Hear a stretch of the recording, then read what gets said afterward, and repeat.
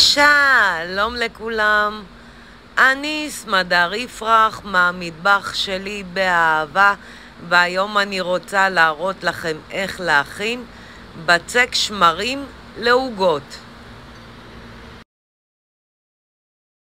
המצרכים הם קילו קמח מנופה, 3/4 כוס סוכר, חצי כוס שמן, 1.5 כף שמרים, כפית אבקת אפייה לעוגה אוורירית, לא חובה, כף שטוחה מלח ו500 מיל מים. הכנת הבצק: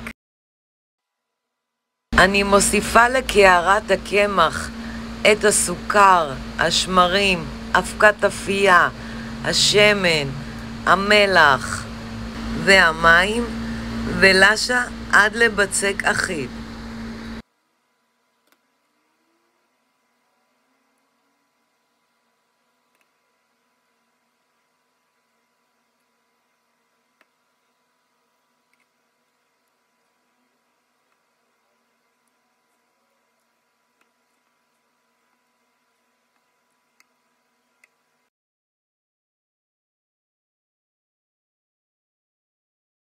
הבצק דביק.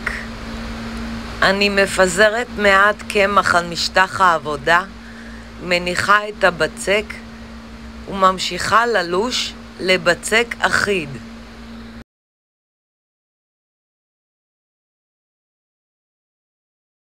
חשוב מאוד לעבד את הבצק היטב.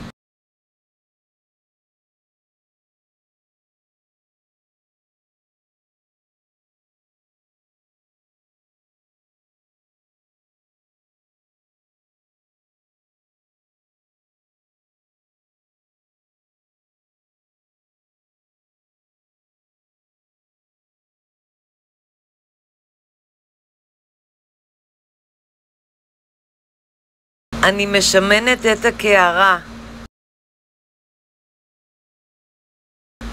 אני משמנת את הבצק ומניחה בקערה.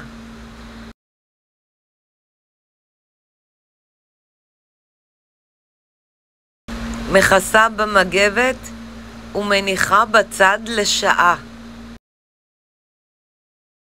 לאחר שעה הבצק תפח. אני מרדדת את הבצק וממלאה במילוי. מתכון למילוי עוגות אפשר לראות בערוץ שלי ביוטיוב. אני סמדר יפרח מהמטבח שלי באהבה. לעוד מתכונים ייכנסו וירשמו לערוץ שלי ביוטיוב. ניתן לרכוש את ספרי הבישול והאפייה שלי מאמזון. ובהצלחה.